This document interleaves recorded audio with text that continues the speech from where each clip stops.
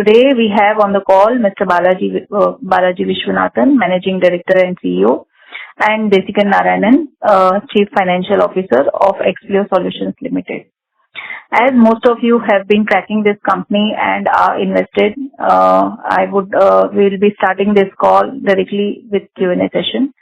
We'll wait for a moment so that people can join on a Q&A session. So as a reminder, for asking questions, please click on star and 1. Thank you. We'll wait for a minute and then we'll start the Q&A session. Participants, I'm waiting for the Q&A. Please click on star and 1. Yeah, we have a question from Anuj from M3 Investment. Anuj, please go ahead. Yeah, thank you. Balaji, maybe you could just start off with the current environment as to how it is looking. We had a muted Q1. So how was that? And my second question is, could you also talk about how we are developing competencies in the direct business, both in engineering and BFSI? I'll ask more after these two questions. Okay. The current environment, it's not bad. I wouldn't say it's bad in any ways. It's just that the decision making is getting a little slower. The number of large deals, when I say large deals, it's in the range of anywhere between 2 million to 5 million or 5 million and above, are getting smaller and smaller, and those decision making cycles are even getting longer.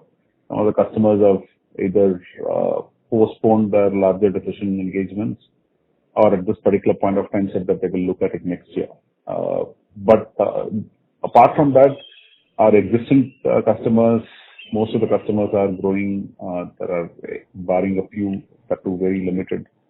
The prospects of what they're talking about in terms of what they want to do in that transformation journey is also quite exciting. And, we are confident that this is only a temporary pause and watch, given the current inflationary pressures and the cost pressures that they are going through. But apart from that, we don't really see any systemic or fundamental challenges per se.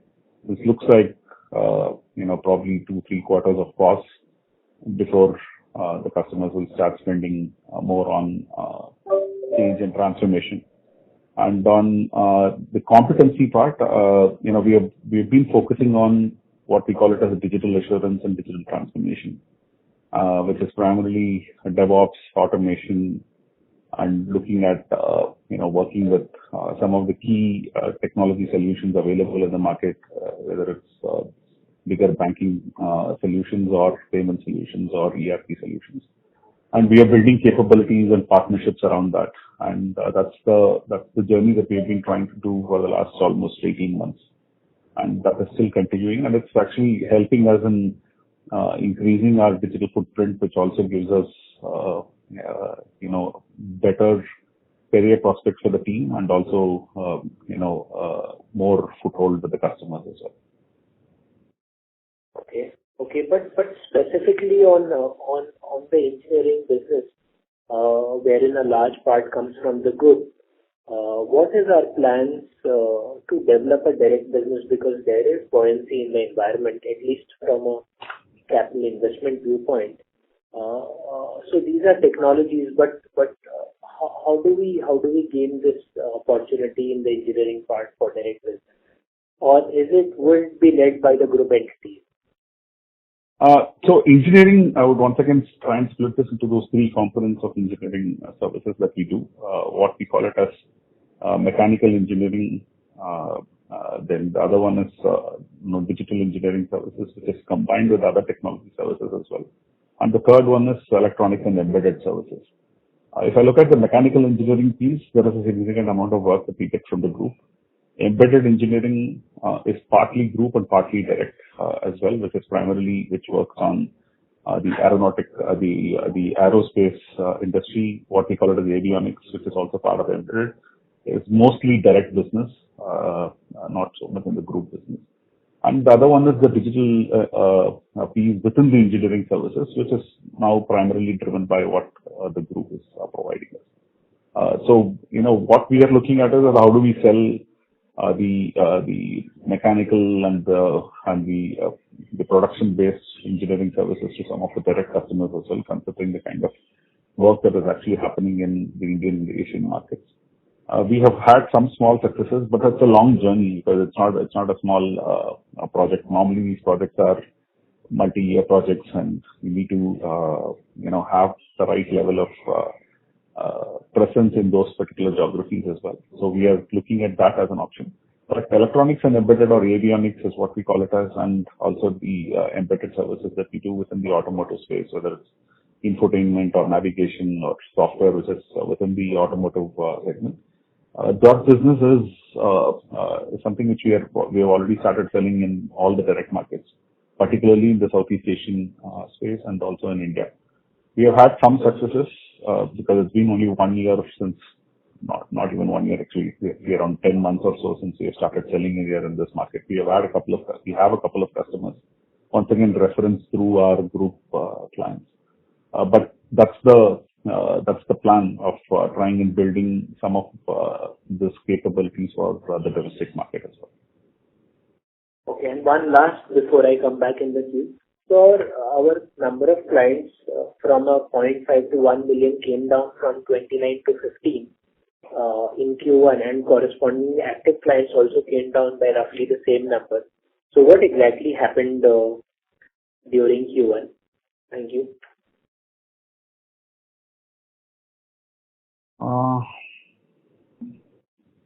Basically, do you want to cover that? So you're talking about the last quarter to current quarter on the revenue above 1 million. No, revenue from 0.5 to 1 came down from 29 customers to 50. 29 customers to 15. Yeah, that's a combination of things. Because we take the last 12 months rolling and we do it, and this is more based on the billing what we do in the last quarter and also corresponding 12 months. So that's the reason it may look like it is dropping. The revenue may drop a little. It is not that we have lost the customer. So it is more from the revenue what is generated from the customer is what we take it and do it. So that there may be some period where we have a lower revenue coming in, and once they go for a bigger project, it will go rise in that. So that's the reason you see that fluctuation in the revenue. But as such, we have not lost any of the clients. It is more a revenue fluctuation which is showing that the drop in the number of customers. All right, thanks. I will come back in the queue. Sure. Thank you, Anuj. Reminder to the participants to click on star and 1 for asking questions. We have next question from the line of Udit Bokaria from Cataramin. Udit, please go ahead. Hi. Thank you, sir, for giving this opportunity. Sir, if we look at your top 5 clients revenue mix, so quarter on quarter it has declined by around 5%. So if you can just help us understand which client we saw a decline and what was the reason for the same? Yeah. So, Udit, the way our business works is it's actually a cyclical business. Typically, the Jan to June is when the customer starts or the project actually starts taking off, and then after that, this quarter, that is the July to September quarter, is normally better, and then once again the December quarter, because of the number of working days, it probably goes down a little bit. Then Jan to March, once again it gets better. There isn't really any big drop per se because we haven't really lost any customers, and even the top 5 customers' contribution has also not dropped specifically in terms of what we are getting at customers. So we have looked at active clients. Active clients dropped from the last quarter to this quarter primarily because we were looking at some of the smaller engagements, and we were also rationalizing some of those engagements. But from an overall revenue per customer or profitability per customer or the contribution from the customers hasn't changed much. Of course, if you look at it from last year to this year, it has significantly changed after the merger, because earlier the top 10 customers were contributing to almost 55 to 60% of the revenue. Yeah. Now it has come down primarily because, we have now more customers because of the engineering business, and that's the reason why the profile of top 10, and which is good as well to some extent because the concentration risk is lesser. But as such, we haven't really seen any of our top customers reducing or declining per se. Jessica, you want to add anything more? No, I think we have covered it. Even if I look at the trend of last quarter to this quarter, the top 5 customers from 34% has dropped to 33%. That's the combination what we have. So there's not a huge drop, and it's more from the revenue fluctuation rather than anything else. Understood. And how big is Credit Suisse and UBS as a client for you as percentage of revenue contribution? We don't work for either of them in India. Understood. And sir, if you can help us understand, so the parent has been growing at 20% growth rate, right? So if you can help us understand which customers of parent are driving that growth, is there any relating to aero auto industry, or is it widespread growth that they are seeing? If you can elaborate on that. It's primarily the aero and auto, and also to some extent, the acquisitions that we did in Germany, which is the digital consulting company called UMS, and the healthcare business that we acquired between Germany and Belgium, or rather France and Belgium, is also helping the customers, but mostly driven by aero and auto. Aero more than the auto business per se, because aero has seen a significant turnaround in the last couple of years, and that's what you can see as the biggest driver, at least at the group level. And for the parents' aero customers, are they now comfortable on outsourcing most of their business activities to Expleo India, and how should we see their projects ramp up? Right. If you can give an example as well, like how do you see, like what is 50 people working in the project, how big can that become? Yeah. So the contribution from the group on the aeronautics and aerospace, both avionics and in the aerostructures business, has been growing in India, and that is one of the significant growths that we have seen in the last 12 to 15 months as well. 2 large customers of the group whose work is actually getting moved to India. They already have an India presence through their own captives as well, but they are some of the niche segments which we're working on. They are ramping up with us in India, and what we see is that the customers are interested in moving work to India primarily because of scalability and also the costs that they are able to drive. And we see that as our, even when we talked about when the merger happened, the growth of group business is going to be more than what the growth of the direct business is likely to be. Not that direct business will not grow.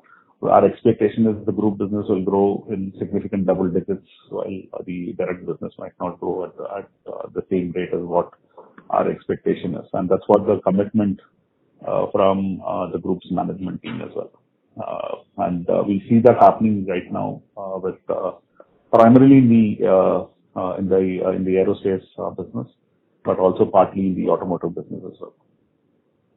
Understood. And we have increased our RPT with the group for approval for the group from 210 to 360 crore, right? So what percentage are we confident of achieving for the current year, and which segments again? Is it primarily driven by more work in the aero segment for the group, or any other segments also which is driving that growth?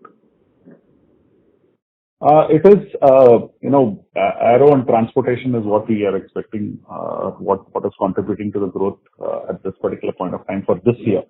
But the expectation is that it will, all the 3 segments, that is automotive, aerospace and transportation, will continue to see significant growth in the coming years as well. And are we evaluating healthcare as a segment as well? Because the parent has made some acquisitions. So are we planning of healthcare as a segment in India as well? So we do work for some of the healthcare companies in the direct business. So based on that particular capability, we are pitching for those businesses. But the business that the group has acquired is actually more localized French and Belgian business rather than moving offshore. But at some point of time, some of the core digital capabilities or engineering capabilities within those particular businesses could move. But at this particular point of time, because of their own data security and the kind of work that they do specifically in those hospitals and closer to the patient care facilities, not all those businesses are conducive to move offshore at this particular point of time. But we are looking at growing in the healthcare business, and we are also looking at, we as part of our data business, we also do some work for healthcare companies in the US. And US healthcare is probably more amenable or more, conducive for doing work from offshore as well. And we certainly are looking at healthcare, but not so much from the group at this particular point of time. Understood. And if you can highlight how you have arrived at that 360 crore of RPT number, and what is the target for revenue contribution for this year? Desikan, can you? The way we do the RPT is more from an angle of what will be our future forecast, what we think as what we will be getting from the group.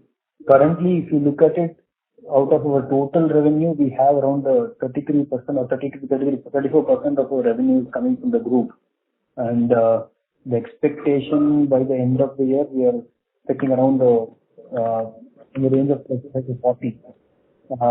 One aspect also from an RPT perspective for getting approval is generally we do it as a 3 years kind of a thing. 3 years once we do the change. So that's the reason we got for a higher number so that it covers for the next 3 years. That's the way the RPT number has been prepared. But on the actuals, what we are facing, it is around 33%, 34% is the current trend, and we must be in the range of 35 to 40 is what we will be ending at the end of the year. Understood. Thank you. I will get back in the queue. Sure. Thank you, Udit. Reminder to participants, please click on star and 1 for questions. We'll wait for the questions to come in the queue.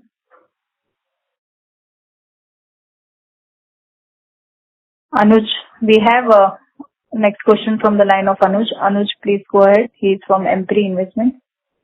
Yeah. Balaji, can you just help us as to how does the sourcing model work with the group? So is it that there's a roadmap and you just have to pick business, or you have to convince the group that these are businesses which we can do, and hence, so how do you come up with this number? And can there be meaningful deviations from what you guide? So the way we operate right now is that we have a solution team which is actually based out of India. And for every opportunity that comes, we all have one single CRM solution which we use across the group. And we get to see what are the opportunities that are there in the pipeline and what are the opportunities where we need to bid together. And the solutions are normally built along with the India-based solutions team as well. And when we win those opportunities, then we work together to make sure that we get whatever is the right share that we have solutioned as part of the proposal. The existing business which have to move, that is what is being delivered currently in Germany or France to move. There is a specific team that we have which is based out of France, but we also have a team sitting in India who look at each one of these opportunities, assessing how much of that existing work could actually move.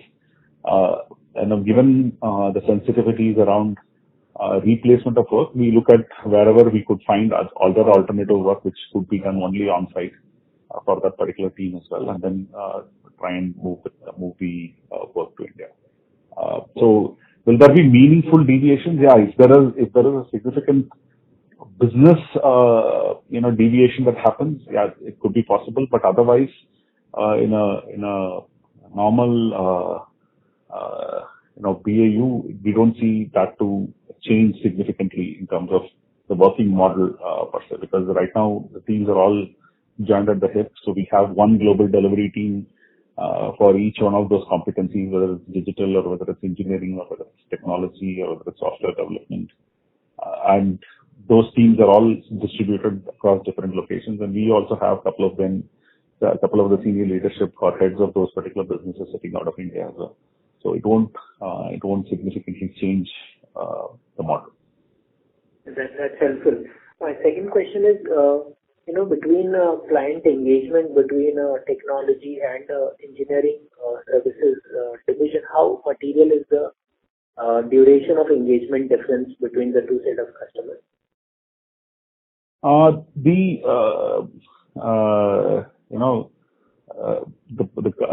current technology engagements are all primarily project engagements. So it works from a start date to an end date, and if the project gets extended. And typically the project engagements could range from anywhere between 6 months to 1 year. And some of the larger, legacy modernization projects could go for a couple of years. But if you look at engineering, typically the mechanical engineering projects run for 2 to 3 years kind of time frame, because most of them are around design and execution, and after that hand holding till it goes into production as well. And the other embedded services is very similar to what the technology services business is. Okay. But, given that is the case, post the merger also, in the active client list, we see continuous, significant variations in the active client list.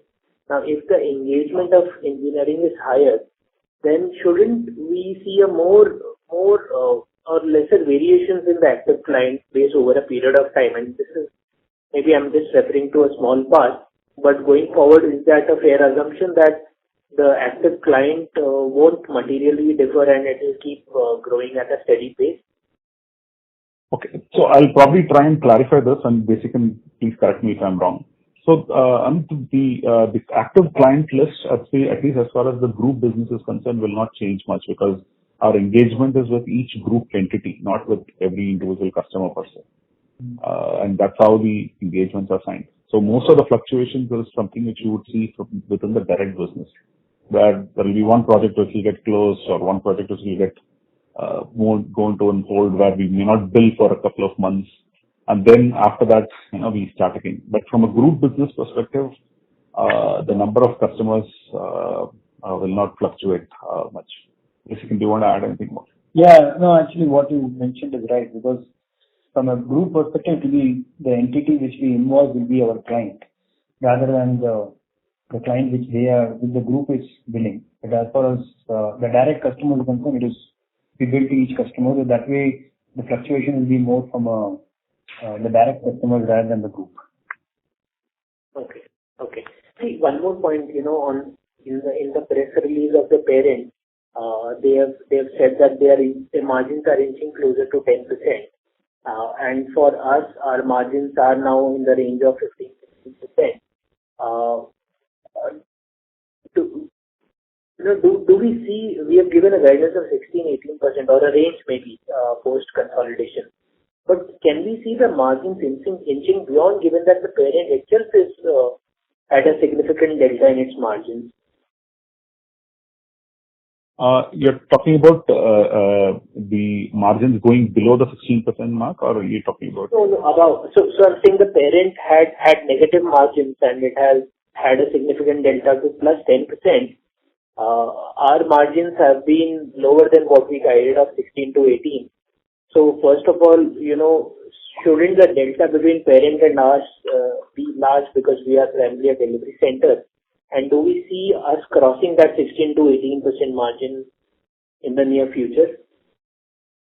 So once again, I'll split this into two parts. The first one is, as far as the group business that we get from the group, that is a standard, transfer pricing based on which we do it, and which is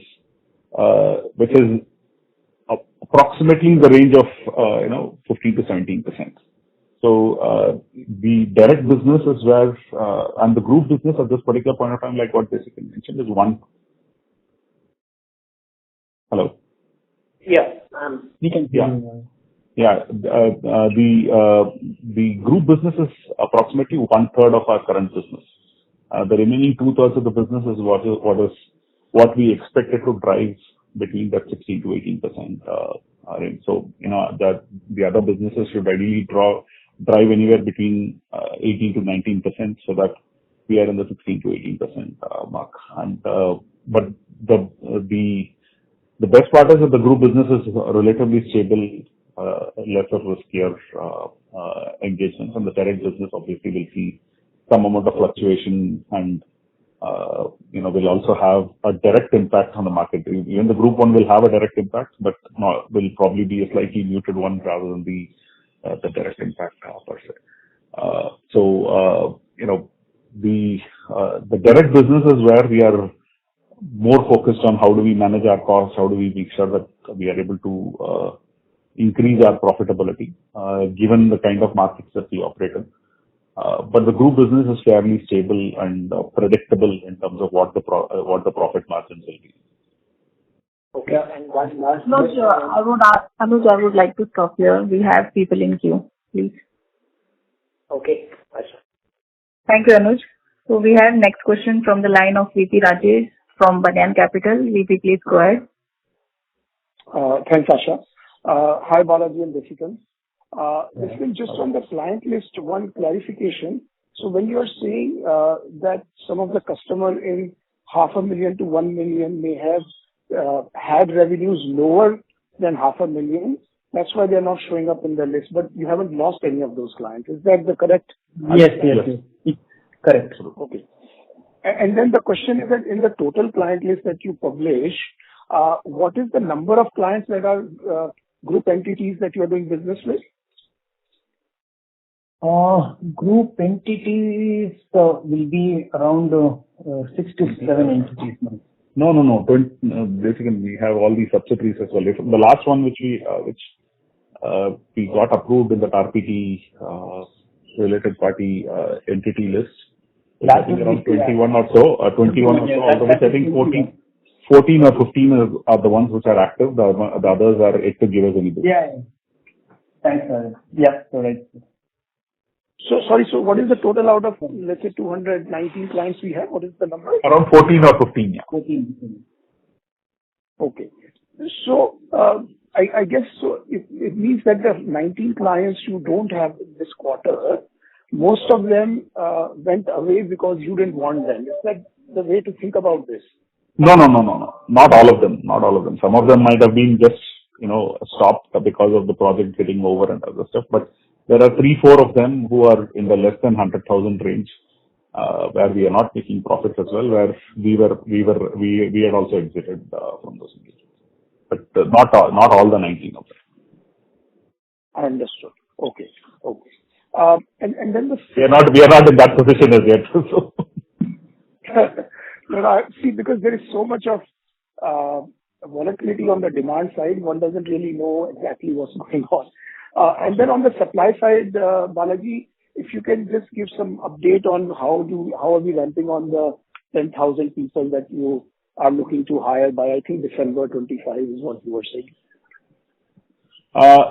So, this is one question where, I get bombarded with most of the cases. So so the 10,000 aspirational target still stays, but whether it is going to be done by March of 2025, December of 2025, or whether it will be, 6 months down the line. Because this year was certainly a little bit of a disappointment compared to what we were expecting, because this year we were supposed to cross 6,000 plus numbers for us to get to that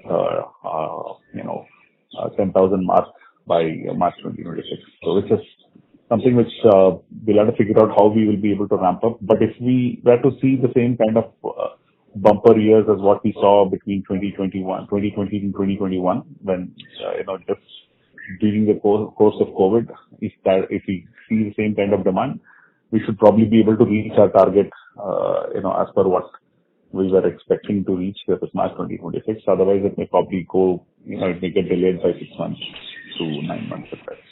But we are still working towards that particular aspirational target. And once you reach the target, what will be the revenue mix that you will have between the group and the direct business? Like you said earlier, it is right now 1/3, 2/3. So will that change materially? I assume it will, but I was just curious, how do you see it? 45-55 is what we were expecting, Rajesh. So that's what we were trying to mention as our target when we were talking about the merger as well. 45% of the business coming from the group and 55% of the business coming directly. If the 45% gets to 50%, we should be happy. But the 45% is what we are targeting. And still you will be able to maintain your 16 to 18% EBITDA guidance. Will that still be valid in that scenario because your group business is lower margin compared to the direct business? If we are able to drive most of the digital businesses within the direct business, but what we are doing right now, we should still be able to maintain that 16 to 18%. Okay. Good. I'll come back in the queue. Thank you. Thank you, VP Rajesh. We have next question from the line of Mithun Aswath from Kivaha Advisors. Mithun, please go ahead.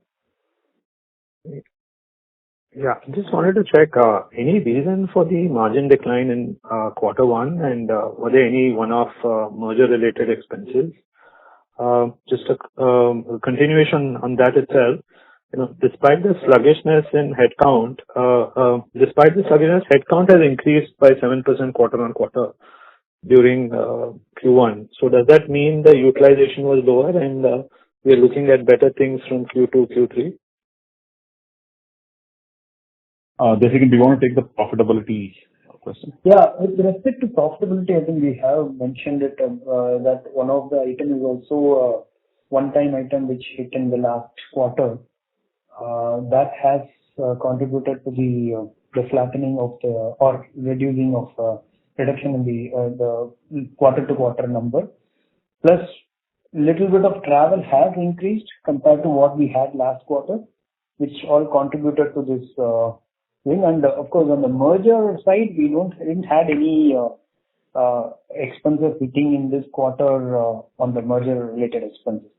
There may be something like a small thing of more of integration maybe there, but it's not very significant to mention. So those are the things which has contributed to the lower margin compared to last quarter. What is that one-time hit? One time is more from last quarter. We had a revenue which came in on the engineering side of the business, which has contributed around INR 50 million. That, if you kind of remove that in the last quarter, we will have a little bit a small increase in the revenue compared to last quarter to this quarter. This is more which was negotiated with the client, but we had the cost previously, but we didn't have the revenue. It was in the process of negotiating and getting that we called a change request, which we have been talking to the client for a longer time, which came in last quarter. So which didn't have any cost. So it will directly go to the EBITDA. So that's the one reason for the revenue to be flat. Right. And just wanted to understand, the headcount has increased by about 7% quarter on quarter. So do you see, things improving from here because you've hired more people? So just wanted to. So this was actually, we hired a batch of trainees in the beginning of the year, and they complete 6 months, and then after that, they become part of the employee workforce, and that's probably the reason why you see the decrease. And we are still going ahead and hiring some of these trainees and imparting training for them in the digital capability space. And the reason is that we are quite hopeful that the market situation should change, and we don't want to be stuck with a situation which we saw during the COVID time as well, where the situation improved and we did not have people to deliver for people who are required to deliver the services. So we don't want to be caught in that anticipation. So that's the reason why we are still hiring people. And if you look at our utilization percentages, we are certainly above what the expected standards are, and the bench strength is not that high. So we want to be ready for the future growth whenever that's likely to come up. And that's the reason why we are investing. And most of these resources are in the lower levels rather than senior resources. So, lastly, you had always guided around 3 to 5% quarter-on-quarter sort of growth. Do you anticipate we could see some recovery from in the second half, or do you think it will remain quite sluggish in FY24? We think that things should change, either in the beginning of 24 or in the calendar quarter, calendar quarter 2 of 24 at best. But we are waiting. We are keeping a close watch on how things are changing at this particular point of time. But at this particular point of time, I think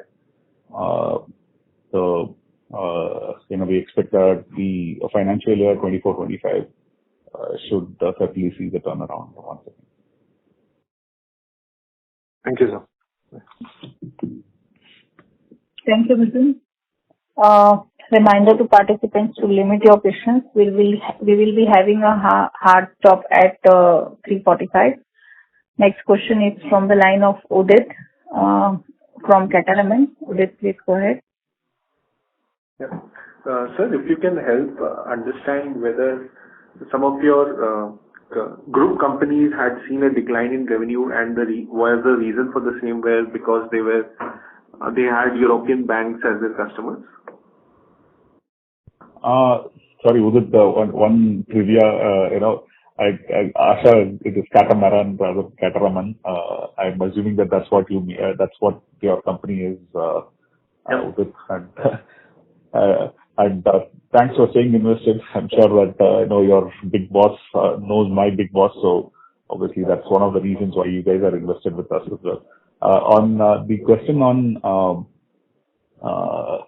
the group business has been fairly, I would say that after the COVID hit year, which is the 2020-2021, the whole of calendar year 2021 and 2022, they have seen positive growth and across all segments. They don't really have, the group doesn't have much of banking and financial services per se. The banking and financial services is only in Germany to some extent, UK, and us. That is what we do in this market. France, which is the largest market for the group, we really don't do much work in the banking and financial services space at all.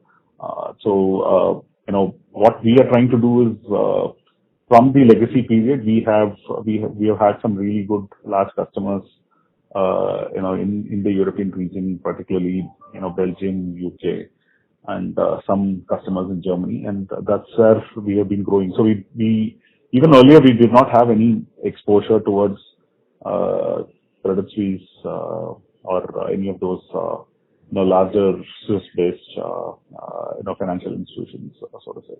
Most of our engagements have been customers like Allianz and those kind of customers rather than the Swiss banks. Understood. And what was the reason for the accounts receivable days to increase? Like for the last 2 quarters, it has been increasing, right? From 85 to now it's around 118 days. So what is 2 reasons. I'll probably have Desikan can cover the details, but there are 2 reasons. One is that when we did the changeover from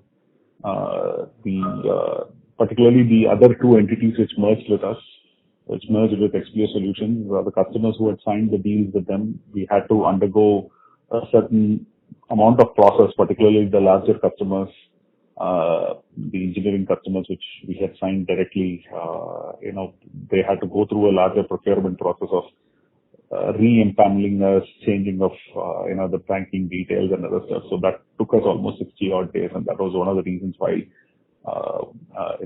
that particular segment saw increased days of sales outstanding. But most of that is, now we are in the declining trend, and we expect that we should be getting to the closer to the 80 to 85 days mark from the current quarter onwards. Jessica, do you want to add anything more? Yeah. Okay. Yeah, that is one of the main reasons in case of engineering contracts.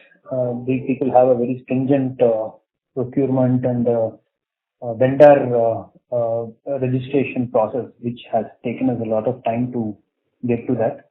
So that is one reason which has, because they don't pay it until they get the vendor get registered. So that has created a gap.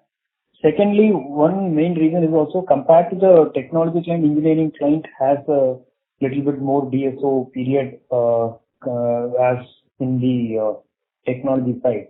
One of the reason is also that the output which goes to them, they get verified and then sign it off. All this thing happens a little delayed compared to technology. So that also has contributed to the increase in the DSO. My view it will be like little, we will see the decline in the DSO number from what we have in Q1 24 in this quarter. Q2 will have a reduced trend of DSO. Thanks a lot, sir. Thank you, Udit, and sorry about the name thing. We will take last question for today. That is from line of Hiten Jain from Invesco. Hiten, please go ahead. Yeah, thanks. So two questions. First is that there have been some media news that the promoter is looking to exit, but whereas on the other hand, the strategy is all about driving synergies for the group. So would you like to comment anything there? Like how is the promoter think? How are your conversations with the promoter there? So actually, yeah, see, our promoter or the 60% owner of the company or at the group level is a private equity. And exiting their investment portfolio is something which they would evaluate if they are able to, get the right valuation and if they have spent enough time. So they've been invested in us for almost 6 years now. And they may be contemplating exit, but that doesn't change the business model or the engagement or any of those for that matter, unless otherwise, somebody in their wisdom thinks that, we should split the business and start selling, which is not likely to, which is certainly not there in the horizon from whatever we are aware of. We are focused on, as a group and as India entity, we are focused on how do we help the group get more work done from the best-shore locations where we contribute, and also look at how we have to grow. I don't see any change, even if the investor were to change, because the investor changing their expectation will be for us to deliver more or deliver better. I don't think there is going to be any change in those expectations per se. Sure, that's useful. Second question was, so this is a time where there is a lot of costs and people are thinking of reducing cost, driving efficiency in their businesses, and that is where the parent having an India arm is quite interesting. But despite that, we are not seeing good growth in the group business. While you on the earlier participants' question, you did say that it's more of a stable business on margins, and even on growth, it's less volatile. But ideally, shouldn't it be a very important growth driver, and that should drive a lot of growth? Maybe the number that you said 40, 30, 40, 60, shouldn't that number be actually be better than what you would have expected at the start of the year before this uncertainty kind of came into the market? It has actually significantly changed, if you were to look at where we were to where we are. So if you look at the previous, only the listed entity one, which was still the last financial year, the group contribution was around 18%. When the merger happened, we were at around 27, 28%, or closer to the 29 odd percent. And now we are closer to the 33% mark in the last 6 months, so to say. So the group business is certainly growing. Our challenge in not growing enough is primarily from our, direct business. But there is a lot of other dynamics as well in terms of how the earlier transfer pricing was to where it is now under the stuff. But I'm not getting into that detail. But if I were to look at the total number of headcount what we had for the group business, the beginning of the year to where we are right now, That's probably the segment which has seen the significant amount of growth per se. And it will continue to do so. So that's what we are also focusing on, so that we get a larger base and also a relatively stable base, as such, both in terms of revenue and directly able to bill all the costs that we are incurring. So our focus is to try and see how we can turn around the direct business, which is where there will be some amount of fluctuation depending upon the market. Got it. Do you want to add anything more? No, Balaji. I think good. Okay, thank you. Thank you, Hiten. Thank you to all participants. This was the last question, and I will now hand over the floor to Balaji for his closing remarks. Thanks, Asha. Thanks so much for all the questions that we got, and really appreciate the interest. We decided that we'll probably have only 2 interactions, but I could understand the interest primarily because we showed a decline in this particular quarter, and we could have probably proactively had this call even earlier. But thanks for the patience, and really appreciate all your interest. And hopefully we should have better numbers to show in the coming quarters. Probably we'll have to bear the macro situation for a couple of more quarters, I guess. Thank you so much. Thank you. Thank you, everyone. Thank you. Thank you, Balaji. Thank you, Desikan. Thank you, everyone. You can now disconnect your line.